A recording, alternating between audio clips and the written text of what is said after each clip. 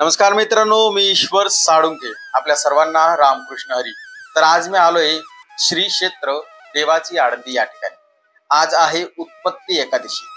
कार्तिकी एकादशी नंतर जी दुसरी एकादशी येते ती म्हणजे उत्पत्ती एकादशी. समस्त वारकरी आजच्या दिवशी श्री क्षेत्र देवाची आळंदी या ठिकाणी आपल्या ज्ञानराज माऊली किंवा ज्ञानोबा माऊली यांना भेटायला किंवा त्यांचे दर्शन घ्यायला येतात. उत्पत्ती एकादशीचे एक धार्मिक महत्व असे मानले जाते. आजच्या दिवशी एकादशी मातेचा जन्म झाला म्हणून याला उत्पत्ती एकादशी असे म्हणतात. या एकादशीला आळंदीमध्ये एक निर्मळ यात्रा भरते.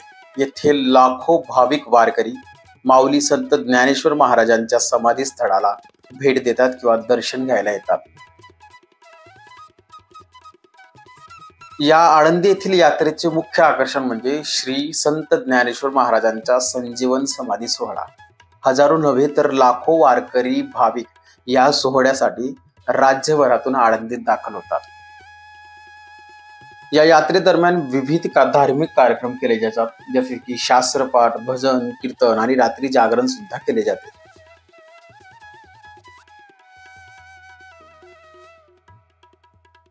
माऊलींचे मला प्रत्यक्ष दर्शन घडो अथवा ना घडो, परंतु खाकी वर्दीतले हे माऊलींचे दर्शन मला नक्की झाले.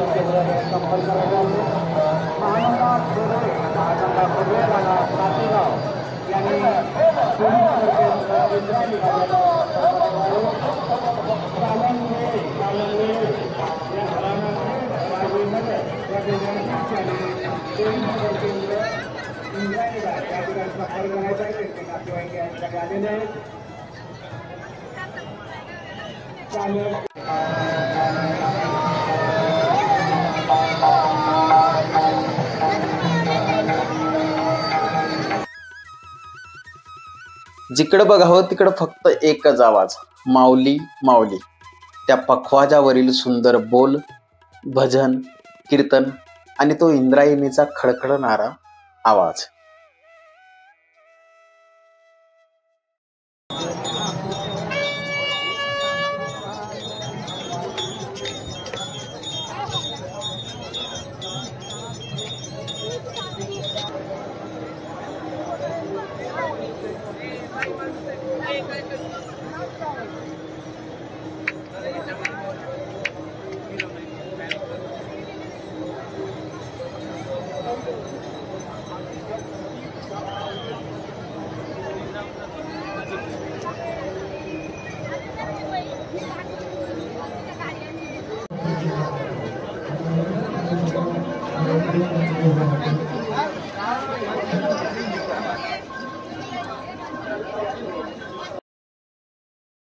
आजच्या दिवशी प्रत्येक वारकऱ्याचा ध्यानात आणि मनात फक्त एकच भंग, आणि तो म्हणजे चला आळंदीला जाऊ, ज्ञानेश्वर डोळा पाहू.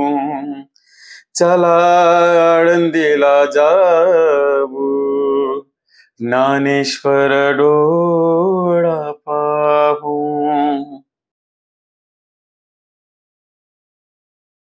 भाविकांची प्रचंड गर्दी असल्या कारणाने आम्ही सुद्धा फक्त महाद्वाराहूनच दर्शन घेतले.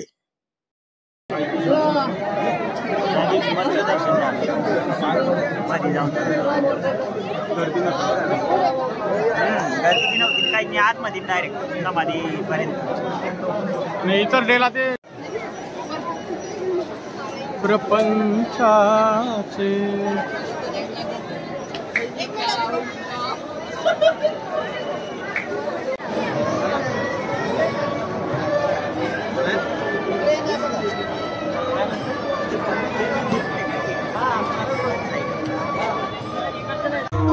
Thank you.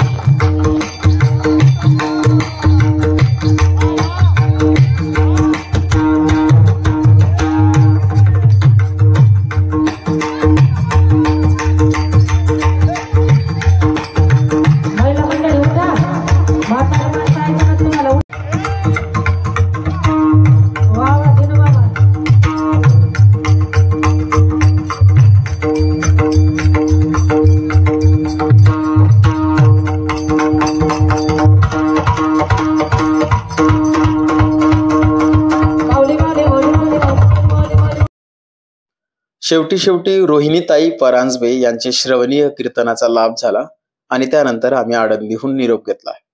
व्हिडिओ आवडल्यास लाईक करा, शेअर करा आणि आपल्या चॅनलला नक्की सबस्क्राईब करा.